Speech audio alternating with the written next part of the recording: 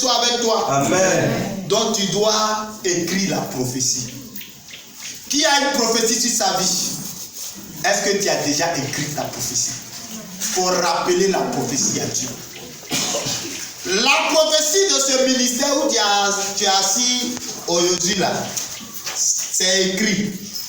Il y a des choses qui doivent s'accomplir. Tout ça c'est écrit. Et puis je rappelle,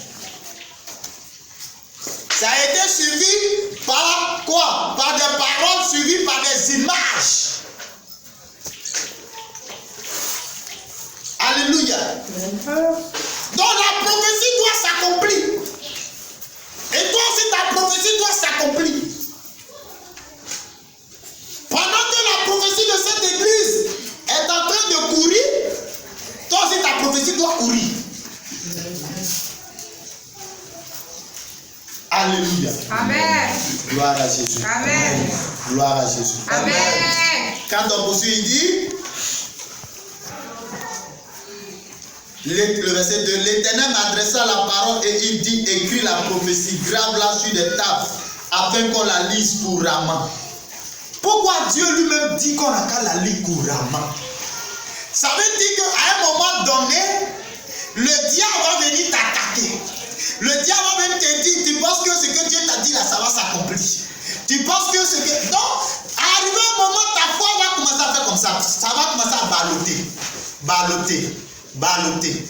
Mais lorsque tu as déjà écrit la prophétie, et tu t'arrêtes ou tu t'assois, ou tu te mets en genoux, tu dis, Seigneur, tu m'as dit cette parole. Elle doit s'accomplir. Elle doit s'accomplir. Amen. Que toute opposition Amen. à cette parole tombe. Que toute opposition à cette parole échoue. Seigneur, que cette parole s'accomplisse. Amen. La Bible dit que le diable sera obligé de quitter là. Amen. Parce que quand le diable voit que tu es déterminé, tu crois en ce que Dieu t'a dit, il ne pourra plus venir te perturber. Amen. Mais la raison pour laquelle les prophéties ne s'accomplissent pas et puis d'autres sont morts, et puis leur prophétie ne s'est pas accomplie, c'est parce que ils n'ont pas eu la foi d'abord en la prophétie que Dieu leur a donnée. Alléluia. Amen. Gloire à Jésus. Amen. Quand vous venez dans la présence de Dieu, sous la puissance de l'Esprit, on déclare des paroles. Si tu saisis la parole devient une prophétie pour toi. Amen. Et lorsque la parole est devenue une prophétie pour toi, tu commences maintenant à écrire cette parole. Voici ce que tu as dit. Seigneur, tu as dit cela. Seigneur, il faut que cette parole-là s'accomplisse. Alléluia. Amen. C'est comme ça on fait pour que la prophétie puisse s'accomplir. Tu es là, tu as reçu des paroles pour avancer, des paroles pour progresser. Tu dois être une personne qui doit marquer sa génération. Tu dois être une personne sur laquelle peut-être ta famille doit compter. Mais si tu ne gardes pas la prophétie, si tu ne mets pas la prophétie en exergue pour que cette prophétie puisse s'accomplir, tu ne seras pas cette personne que Dieu a dit. Alléluia. Amen. Gloire à Jésus. Amen. Ce matin, il faut comprendre cette parole. Le Seigneur dit, car c'est une prophétie dont le temps est déjà fixé. Comment Dieu dit que le temps de la prophétie est déjà fixé? Quand Dieu te donne une parole là, le temps est déjà fixé. Mais comment se fait-il que Dieu a donné des paroles à certaines personnes, ça ne s'est pas accompli, ils sont morts? Hein? Ils sont partis avec leur prophétie dans la tombe. Alléluia. Amen. C'est pourquoi tu dois comprendre bien ce message ce matin.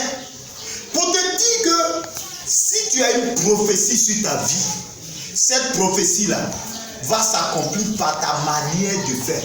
Amen. Dieu t'a dit que tu vas enfanter. Dieu t'a dit que tu auras des enfants. Dieu t'a dit que tu vas te marier. Dieu t'a dit que tu vas travailler. Mais pourquoi depuis là, le travail là, tu ne vois pas? Pourquoi depuis là, le mariage là, tu ne vois pas? Pourquoi depuis là, l'enfant là, tu ne vois pas? Alléluia. Amen. C'est qu'il y a quelque chose que tu fais qui n'est pas bien. Ce que tu fais qui n'est pas bien, c'est que la parole que Dieu t'a donnée là, tu as négligé ça, tu cherches d'autres paroles. Quand Dieu te donne une parole, cette parole vient directement du trône. Et cette parole-là, Dieu va regarder comment tu vas mettre la parole en pratique pour que cette parole puisse se réaliser. Il y a des gens qui ont reçu, par exemple, soit dans leur rêve une prophétie. Tu dors, tu reçois la prophétie même de ta destinée. Il s'est réveillé et dit, oh, c'est un rêve. C'est un rêve. Et puis il chie ça là-bas, il banalise. Est-ce que tu sais que il y a des personnes aujourd'hui qui sont des milliardaires, leurs milliards là, c'est dans le rêve qu'ils ont reçu la prophétie. Machine qu'on prend pour coudre vos habits là, vous savez, la personne a reçu ça en rêve. Et puis, il a commencé à faire jusqu'à créer la machine. Avion là, ça rêve, la personne a reçu ça. C'est toi qui banalises tout. Et puis tu cherches, tu cours à gauche, à droite, tu cherches encore prophétie. Et ce que Dieu t'a donné là, tu fais quoi de ça? Alléluia. Amen. Gloire à Jésus. Amen. Gloire à Jésus. Amen. Est-ce que tu avais montré, tu avais montré ça? Il dit car c'est une prophétie dont le temps est déjà puissé. Elle marche vers son terme et elle ne mentira pas. Si elle tarde, attends-la, car elle s'accomplira certainement. Tu sais à quel moment Dieu m'a donné cette parole? Dieu m'a donné cette parole-là. À ce moment, le Seigneur m'a montré quelque chose. Je priais par rapport à mon mariage. Ça, c'était dans les années 2010. 2010, je priais par rapport à mon mariage. Et puis, le Seigneur m'a donné cette parole. Quand le Seigneur m'a donné cette parole, je l'ai écrit. Le Seigneur dit c'était une prophétie. Pendant que les gens se mariaient à gauche, à droite, les gens disent, mais toi, les gens se marient, toi, tu te maries pas. Il dit, c'est pas conclu. Le mariage là, c'est pas concurrence, c'est pas conclu. Ils n'ont qu'à se marier. Alléluia. Amen. Mais quand le temps de la prophétie était arrivé, parce que je priais chaque fois pour dire à Dieu, moi là, mon mariage, je ne dois pas rater mon mariage. Je ne vais pas flasher mon mariage. Je ne dois pas tomber sur une mauvaise personne. Et je priais constamment par rapport à ça. Pourquoi? Parce que Dieu m'a donné une parole par rapport à ça. Dieu m'a donné une prophétie par rapport à ça. Amen. Alléluia. Amen. Et même quand la prophétie devait s'accomplir, il y a deux amis qui étaient venus chez moi, qui sont venus chez moi pendant qu'on échangeait. Ils m'ont dit, voici ce que le Seigneur dit de te dire. Le Seigneur dit, il va faire ça, tu vas croiser telle personne, voici. Ils ont donné la parole. Mais moi, ce qui est sur moi, je continuais de prier. J'ai dit, Seigneur, je dois rencontrer une bonne personne, non pas une mauvaise personne. Une personne qui te craint. Alléluia. Amen. Est-ce que c'est comme ça, toi, tu pries? C'est comme ça, toi, tu pries. Tu es léger ou tu es légère. Et puis tu penses que le Seigneur, là, il est léger. Dieu n'est pas léger. Dieu ne donne pas les bonnes choses aux gens qui sont légers. Dieu veut voir si ce qu'il veut te donner là, toi-même tu apprécies ça. Il ne donne pas les bonnes choses comme ça aux gens. Il faut prouver que tu mérites la chose. Alléluia. Amen. Gloire à Jésus. Amen. Que Dieu te bénisse. Amen. Que Dieu te bénisse. Amen. Que Dieu te donne la foi. Amen. Pour l'accomplissement de ta prophétie. Amen. Que Dieu touche ta foi ce matin. Amen. Pour l'accomplissement de ta prophétie. Amen. La révélation que Dieu te donne doit être soutenue par ta foi. La révélation que le Seigneur te donne, ça doit être soutenu par ta foi. La confiance en ce que Dieu t'a dit. Alléluia. Amen. Il y a un homme dont la Bible parle dans le livre de Genèse, chapitre 5, versets 21 à 24. La Bible dit que cet homme s'appelle Enoch. Enoch a engendré son fils du nom de Métusélah. lorsqu'il avait 65 ans. Et lorsqu'il a engendré Métushéla, la Bible dit que Enoch a marché avec Dieu. Et la Bible nous dit que Dieu a dit à Enoch qu'il lui était agréable. Alléluia. Amen. Donc pour que ta prophétie puisse s'accomplir, tu dois être agréable à Dieu. Tu dois marcher avec Dieu. Est-ce que tu marches avec Dieu? Est-ce que tu aimes la présence de Dieu? Est-ce que tu aimes la présence de Jésus? Est-ce que tu aimes Jésus? Tu dois marcher avec lui. Le Seigneur doit voir en toi quelqu'un à qui il peut faire confiance. Amen. Est-ce que Jésus peut te faire confiance? Est-ce que Jésus peut te faire confiance? Amen. Est-ce que ce matin, le Seigneur peut te faire confiance? Amen. Alléluia. Amen. Est-ce que Jésus peut te faire confiance? Amen. La Bible dit qu'Enoch a marché avec Dieu. Et lorsqu'Enoch a marché avec Dieu, Enoch était une personne aussi comme toi et moi. Enoch était marié. Enoch avait des enfants. Mais la Bible dit que malgré qu'il avait des charges, ça ne l'a pas empêché de marcher avec Dieu. Ça ne l'a pas empêché d'obéir à Dieu. Ça ne l'a pas empêché de considérer les voies de Dieu. Alléluia. Amen. Et même Enoch a parlé avec les anges. C'était une personne, c'était un homme d'esprit. C'était un homme qui craignait l'Éternel. Au point où la Bible dit que le Seigneur, tellement le Seigneur l'aimait, Dieu l'a enlevé. Il n'a pas connu la mort. Enoch n'a pas connu la mort comme les autres meurent physiquement. Il n'a pas connu ça. Lui, Dieu l'a pris. La mort ne l'a pas touché. Dieu l'a pris. Amen.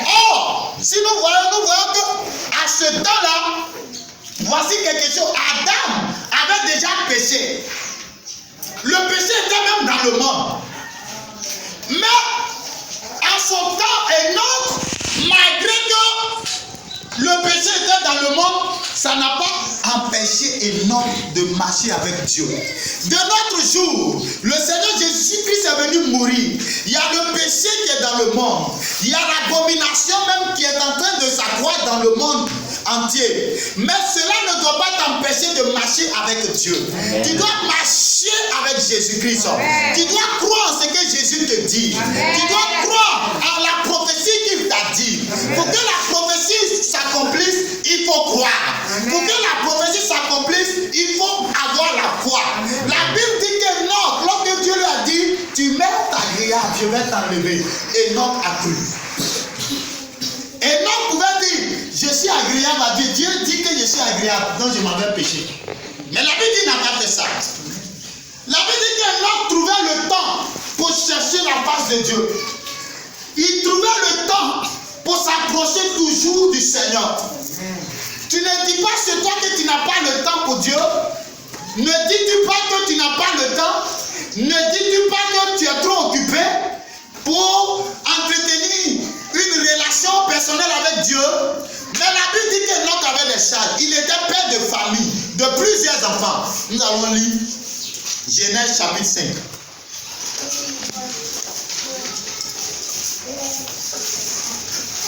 Genèse chapitre 5, verset 21. Enoch, âgé de 65 ans, engendra Métushéla. Enoch, après la naissance de Métushéla, marcha avec Dieu 300 ans et il engendra des fils et des filles. Tous les jours d'Enoch furent de 365 ans. Enoch marcha avec Dieu, puis il ne fut plus parce que Dieu le prit. Il ne fut plus.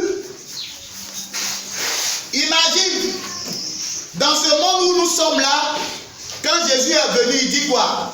Je m'en vais vous préparer une place auprès de mon Père et je reviendrai vous chercher. Il y a d'autres personnes qui prennent ça pour rire. Ah, ton je reviens là, faut pas, ça va être comme pour Jésus. Ils prennent ça pour se moquer. Mais la Bible dit que pendant que le monde était perverti, il y avait même Caïn quelque part là-bas qui avait bâti sa cité, qui avait engendré des fils comme les Némorodes. Mais ça n'a pas empêché Enoch d'adorer Dieu. Donc, et la Bible dit qu'Enoch marcha sur la terre. Il vaquait à ses occupations. Mais il servait le Seigneur. Il aimait Jésus-Christ. Il aimait le roi des rois. La Bible dit qu'il aimait Dieu.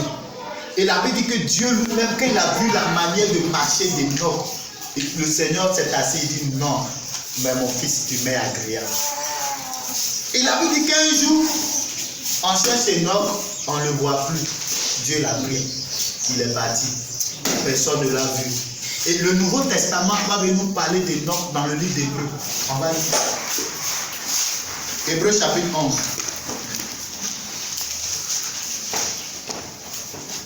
Chapitre 11. Chapitre 11.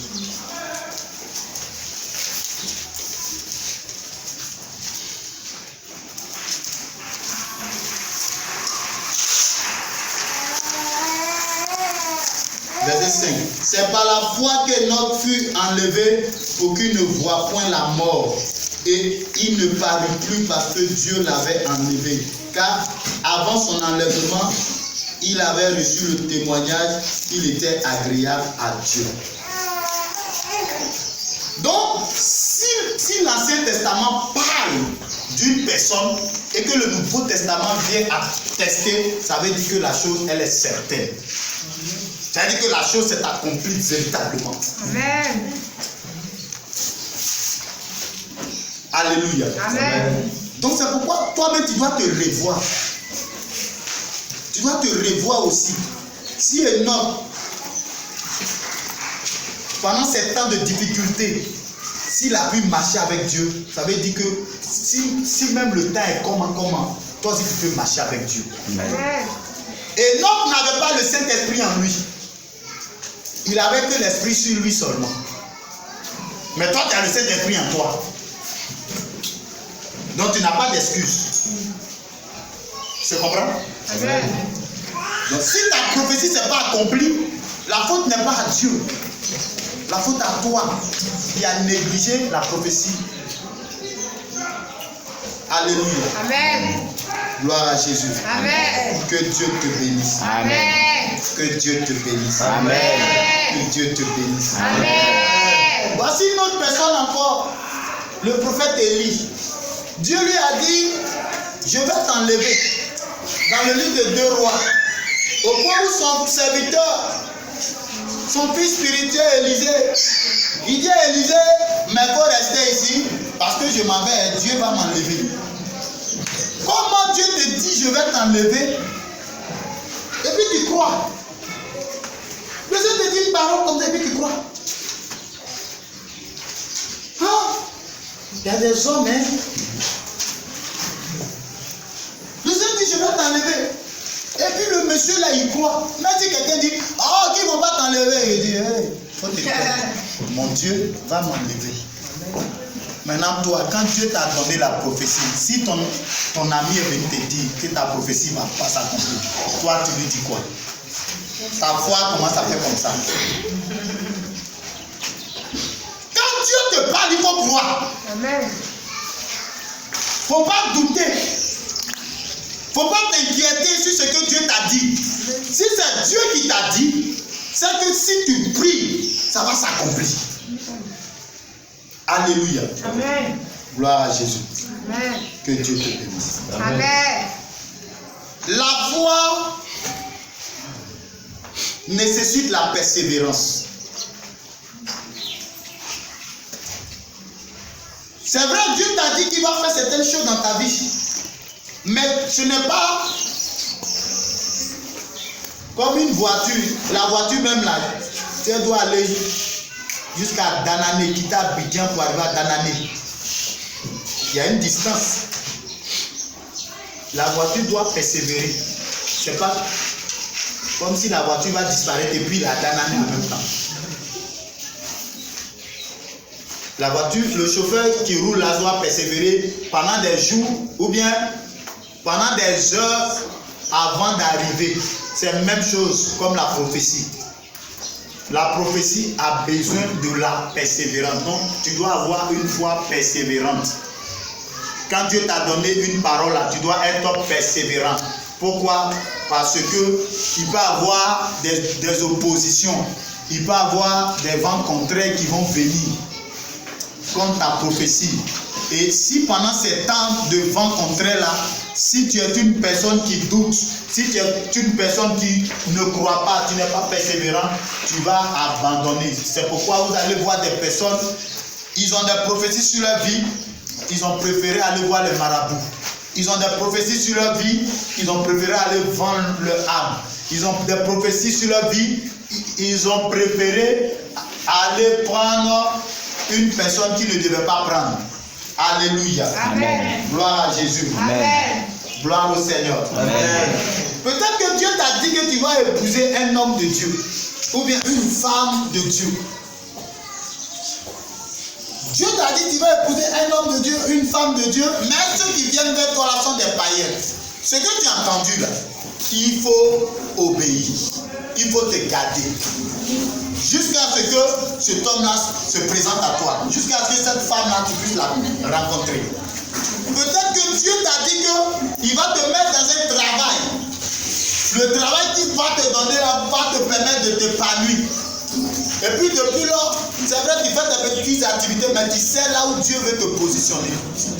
Ou bien Dieu t'a dit que tu dois faire un tel concours. C'est dans ça qu'il te veut. Tu as passé une première fois, tu as échoué. Une deuxième fois, tu as échoué. Une troisième fois même, tu as échoué. Il faut être persévérant. Si c'est Dieu qui t'a dit, il faut attendre. Il faut prier. Jusqu'à ce que Dieu t'a dit, ça puisse s'accomplir. Les échecs que tu es en train de rencontrer là, sont en train de te former pour des jours de gloire. Amen. Amen. Alléluia. Amen. La prophétie a besoin de ta foi pour s'accomplir. Amen.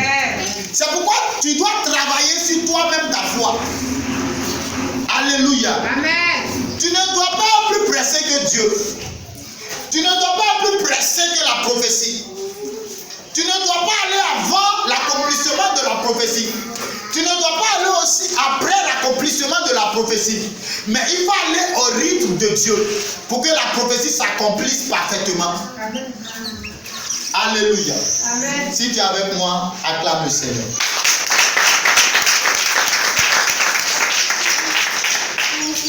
Alléluia. Gloire à Jésus. Dans le livre d'Hébreux, chapitre 10, le verset 38 à 39, la parole nous dit là-bas, Hébreux, chapitre 10, verset 38. Et mon juste vivra par la foi. Mais s'il se retire, mon âme ne prend pas plaisir en lui. Et mon juste va faire quoi? Vivra par la foi. Donc tu dois vivre par la foi. Quand on parle de la foi, on parle de la confiance en la parole. En la parole de Dieu. En la parole que Dieu t'a dit. On se comprend? Amen. Tu dois avoir confiance en la parole de Dieu. Tu dois avoir confiance en Dieu. La parole que Dieu t'a dit là, tu dois avoir confiance en ça. Jusqu'à ce que la parole là s'accomplisse.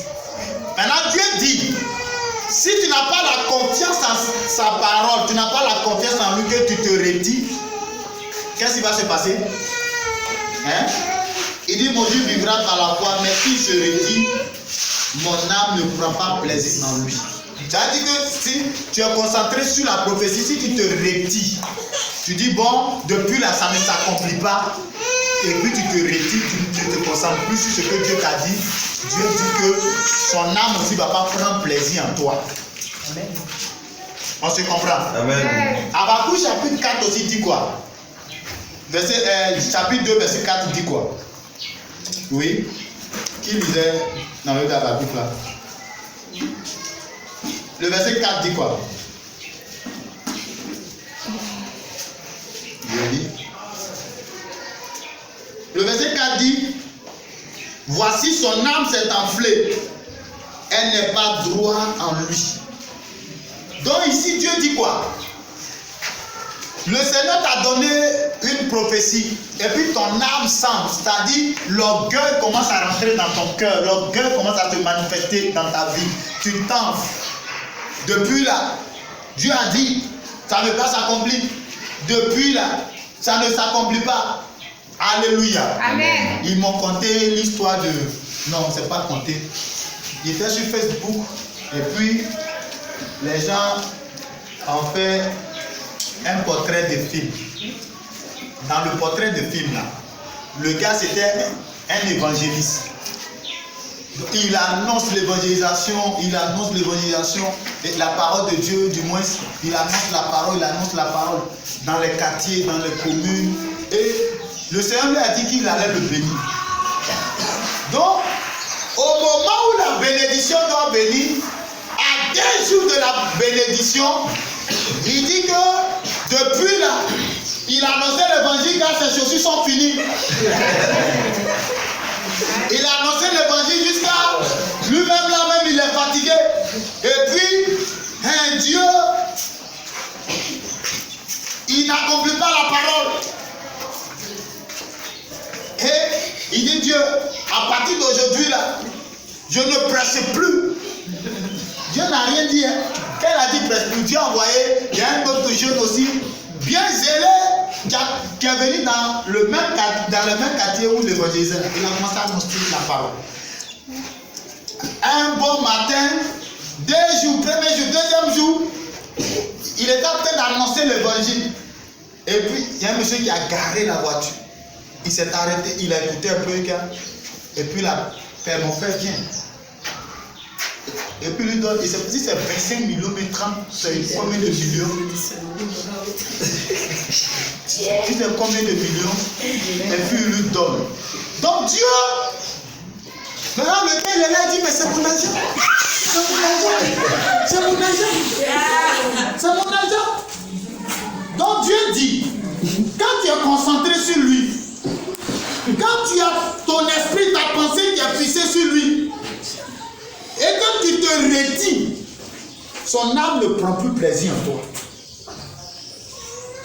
On se comprend? Amen. C'est pourquoi tu ne dois pas te décourager.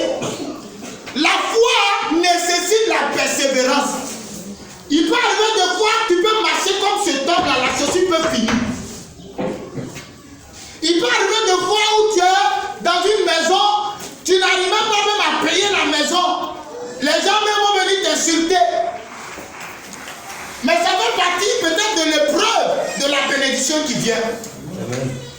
Alléluia. Amen. Gloire à Jésus. Amen. Et voici, le Seigneur dit, ton âme s'enfle d'orgueil. Tu commences à te plaindre, à murmurer, il ne va pas prendre plaisir en toi. C'est pourquoi, pour que la prophétie s'accomplisse, tu dois être persévérant. Persévérant dans la foi.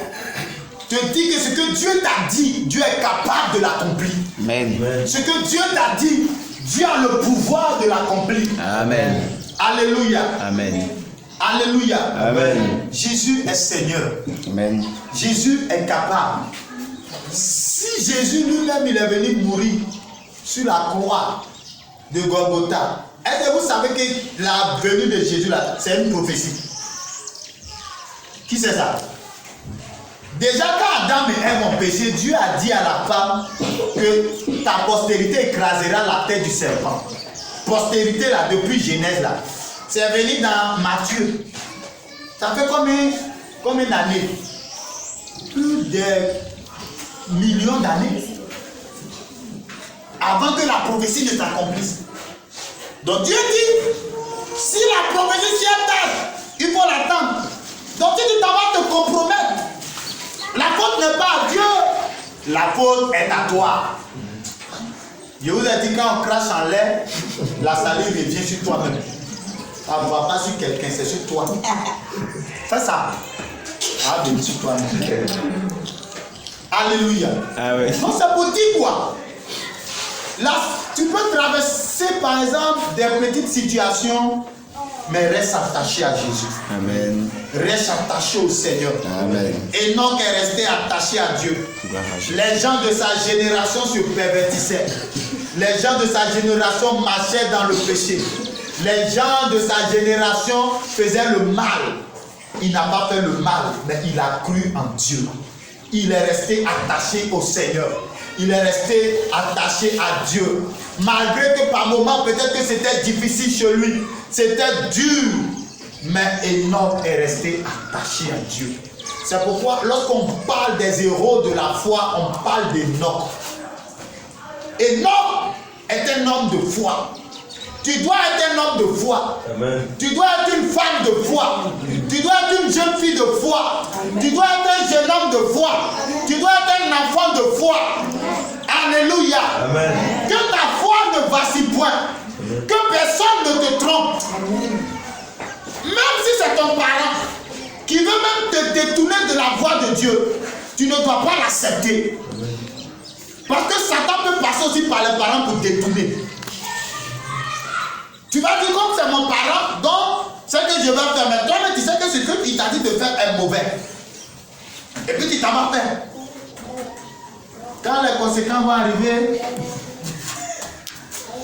c'est la même personne. Tu vas comprendre que ce n'est pas la personne qui t'a dit d'aller faire ça. La même personne va te dire, mais pourquoi tu es allé faire ça? Tu vas comprendre que Satan a utilisé sa bouche pour te parler. Alléluia. Amen. Gloire à Jésus. Amen. Que le Seigneur te bénisse. Amen. Le Seigneur a dit à Élie, je vais t'enlever. Élie a marché. Ah. Pour être enlevé, le Seigneur dit, il faut aller dans tel endroit, je vais t'enlever. Si Élie s'était assis et puis n'avait pas bougé, est-ce qu'il allait t'enlever? Il a marché. En partant même là, il a pris son manteau, il a dirigé Judée. Et puis il est passé avec son fils. Son fils, il dit à son fils, tu veux quoi? Il dit, je veux la double portion qui est sur toi. Dieu dit, je vais t'enlever. S'il va aller s'arrêter là-bas, cadeau. Ce qui est sûr, Dieu dit, aujourd'hui là, je vais t'enlever. Va dans tel coin, je vais t'enlever. Ça a nécessité quoi? La foi. Donc, ce que Dieu lui a dit là, c'est une prophétie. Pour que la prophétie s'accomplisse, il fallait qu'Élie fasse quoi? Qu'Élie travaille. Donc, la foi est une profession. C'est un travail. La foi, c'est un travail. La foi, c'est un travail. Ça veut dire que ça demande, Dieu te demande de faire quelque chose pour obtenir le résultat. Donc tu te dis, vraiment j'ai la foi, hein?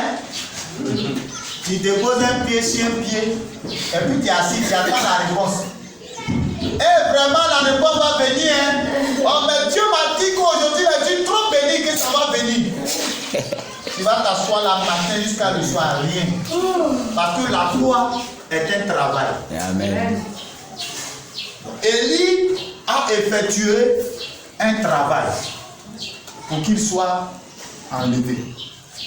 Enoch a effectué des travaux pour qu'il soit agréable à Dieu. La foi, c'est un travail.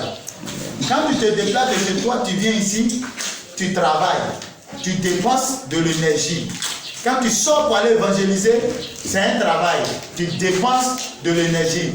Tout ça, Dieu est en train de voir combien de fois tu as la foi. Combien de fois tu peux croire en lui. Combien de fois tu peux être obéissant. Donc tout ce que Dieu va te demander de faire, Dieu est en train de te tester. De te tester. De te tester. Est-ce que ce que je veux lui donner là, est-ce qu'il est capable de gérer ça? Alléluia. Amen. Tu dis, Seigneur, bénis-moi. Dieu t'envoie des millions. Tu n'es pas devenu fou. Donc Dieu va te donner les 200 000 d'abord, les 300 000, 1 million, 2 millions, pour voir comment tu vas gérer. Si tu as donné 100 millions un coup, il y a d'autres qui sont devenus fous à cause de la on me parlait d'un homme de Dieu. On dit il y a un blanc qui devait rentrer au pays et puis lui a donné un chèque de combien de millions là. Le gars s'est évanoui. Il s'est évanoui. Quand le blanc lui a dit le montant, il s'est évanoui. Il n'a jamais touché cette somme. Alléluia. Et le blanc lui a dit non, non, non. Il a tapé, il s'est relevé. Il dit non, c'est 200 000. Et quand il a dit c'est 200 000, il était en bon état.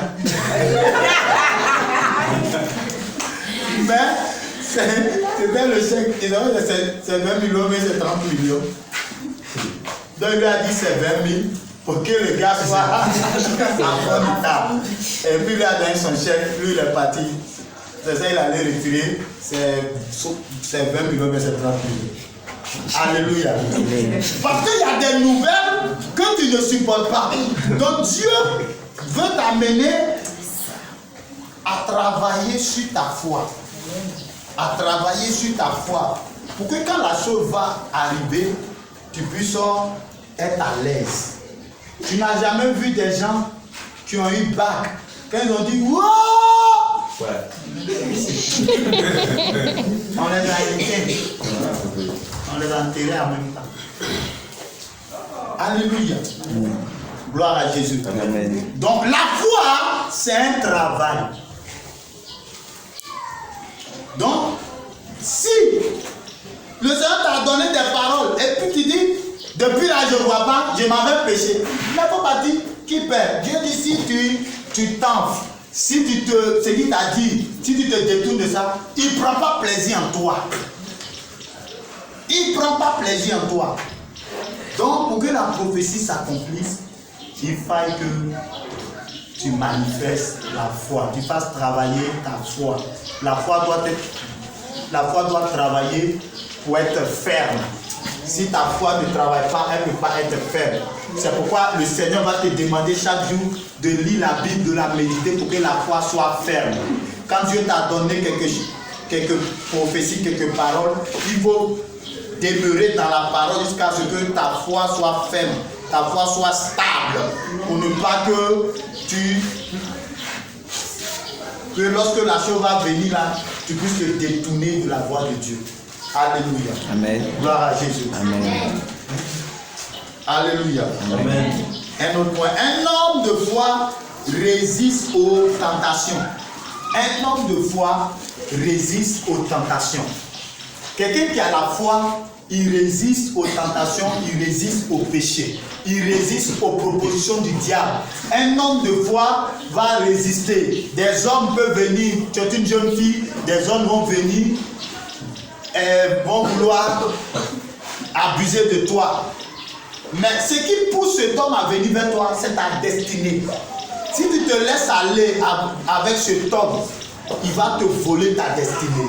Et si ta destinée t'a été volée, bien aimé, pour retrouver ça là, tu vas faire des temps de prière, peut-être pendant des années ou bien pendant des mois avant de retrouver ça. À cause de quoi? Parce que quelqu'un est venu te proposer de l'argent. L'argent.